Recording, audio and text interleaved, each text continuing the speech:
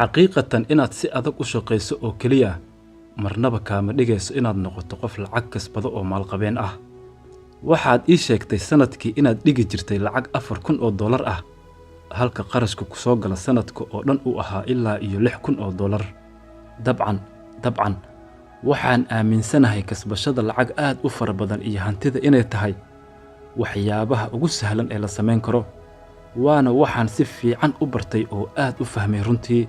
idhagayso, dadka taajiriinta ah waxaad arkaysaa mar walba inay leeyihiin ilooyin kala duwan oo dakhliga ka soo galo, ma aha badanaa kuwa hal meel oo keliya ku xisaabtama.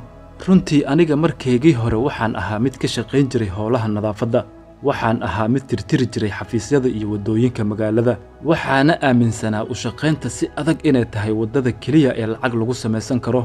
laakiin maalin maalmaha ka mid ah waxaa gebi ahaanba isbeddelay fikraddii aan ka haysta dhanka lacagta, waxaana iska dhaadhiciyey haddii aan xafiisyo badan soo tirtiro oo maalin walbana saacado badan shaqeeyo inaan lacag aad u fara badan samaysan karo. waxaana xasuustaa maalin maalmaha ka mid a anigoo ka shaqaynaya meel waddo ah ayaa waxaa hal mar iga tegay miyirkaygii. waxaan runtii si xun ugu dhacay dhulka anigoo suuxsan, waxayna wakhtigaas da'deeda u dhaxaysay 27 ilaa 28 sano. sida iska muuqata wuxuu miyirkii iga tegay ayaa waxay ahayd inaan ahaa mid si adag oo dhib badan u shaqaynaya wakhtigaas. waxaan soo kacay anigoo ambalaaska la isaaray oo dhanka isbitaalka la iisii wado, balse waan la hadlay qoladii caafimaadka ee i waday, waxaana u sheegay inaan hadda fiicanahay oo aanan wax dhib ah haba yaraatay aanan qabin. intaas kadib waxaan bilaabay maalintaas inaan si degan oo macquul ah u fikiro, waxaana ogaaday inaan waddo qaldan oo aan sax ahayn u qaaday qaabka loo kasban karo lacag aad u fara badan.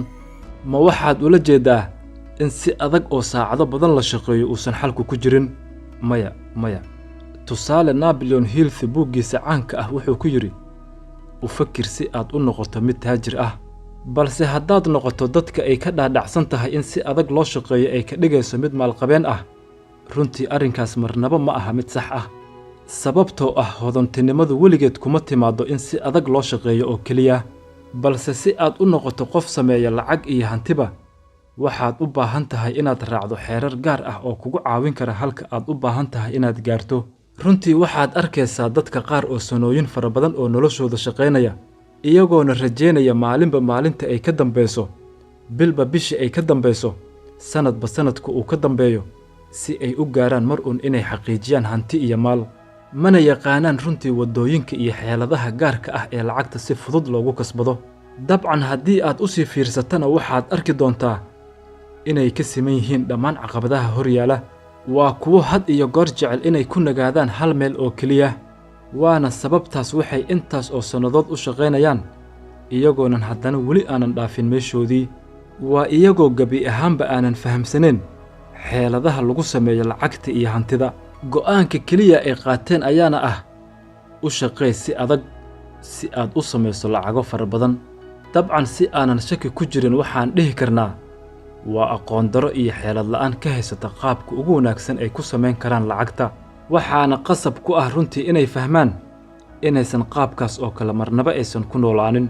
hadda ka hor waxaan qoray buug kaasoo lagu magacaabo waxaan dhashay anigoo taajir ah, waxaana ku sheegay buugga wakhtigaas in dadka taajiriinta ah aysan marnaba ku ekaanin hal meel oo keliya uu dakhliga ka soo galo, balse mar walba waa kuwo meelo kala duwan uu dakhli ka soo gala samaysta.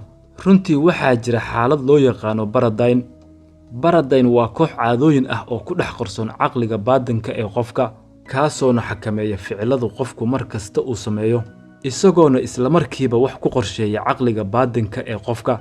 arrinkaasna kuma xirna heerka garaadkaagu uu gaarsiisan yahay, laakiin baradayn waa barnaamij ku dhex qarsoon caqligaaga baadinka, waa mid ku xiran howlaha iyo ficilada aad samayso mar walba. si fudud hadduu qofku xakameeyo caqliga baadinka ama caqliga hurda, wuxuu awood u yeelan karaa inuu naftiisa ku jiheeyo meel kasta oo wanaagsan.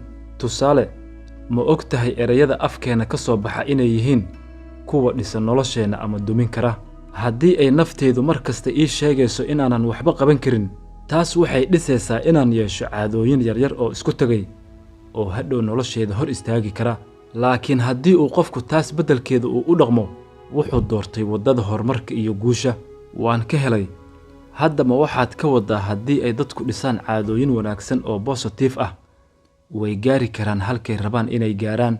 marka koowaad horta qofku waa inuu u qoran yahay hadaf toosan uu rabo inuu xaqiijiyo, balse ogow markii aan qorno hadafkaas waxaan weli u haysanaa hadafkaas qaab fikir ahaan ah. runtii haddaan nahay bini aadam waxaan wax u sameynaa si fikir ah ama si ficil iyo dareen ay ku jirto. dadka inta badanna ma aha kuwa yaqaana halka ay rabaan inay gaaraan iyo waxay rabaan inay xaqiijiyaan. haddaadan aqoonin halka aad u socoto iyo waxaad u baahan tahay si fudud waxba ma xaqiijin doontid. run ahaantii xaaladaha ay ku sugan tahay nafteenna waxaa saameyn ku leh waa afkaaraha iyo hadallada aan adeegsanno mar kasta, kuwaasoo ugu dambayntii dhisa caadooyinkeena gaarka iyo ficilada aan samayno mar kasta. u fiirso qofka saboolka ah markuu hadlo waxaa ku badan hadalkiisa erayada diidmada ama negatifka ah, waana sababtaas midda ka dhigaysa inuu sii ahaado qof faqiir ah oo aanan wax horumar ah samaynin. waxaa muhiim ah in ay dadku fahmaan in cabashadu aysan wax qiimo ah ay ku fadhiso haba yaraatee aysan jirin, oo haddii aad ka cabato inaadan haysan lacag kugu filan u shaqay si juhdi iyo xeelad ay ku jirto.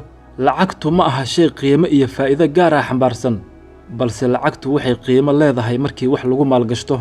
muhiimaddu ma aha inaad u baahan tahay lacagta laftigeeda, balse waxaad u baahan tahay waa dadka, sababtoo ah dadku waxay haystaan lacagta aad u baahan tahay inaad ku kordhiso dakhligaaga gaarka ah.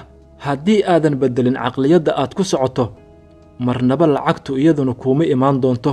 haddaad noqoto qof niyad ahaantiisa faqri u ah waxaad ogaataa inaad mar walbana ahaanayso inaad tahay qof faqiir ah. dadka taajiriinta ah waxay mar kasta ay ku celceliyaan ha u sheegin waxaad og tahay ama aad baratay, iska daa weligood ha iska ahaadaan faqrigooda. mowduuceena maantana intaas ayuu ku egyahay. wassalaamu calaykum. Do the rich people cringe and say, don't tell them that, Rob? Yes. Don't tell people what you know. Right. Keep them poor. The poor will always be amongst us because it starts up here. Poor people say, I can't afford it, I can't do that, I don't have time. Because this is an escape.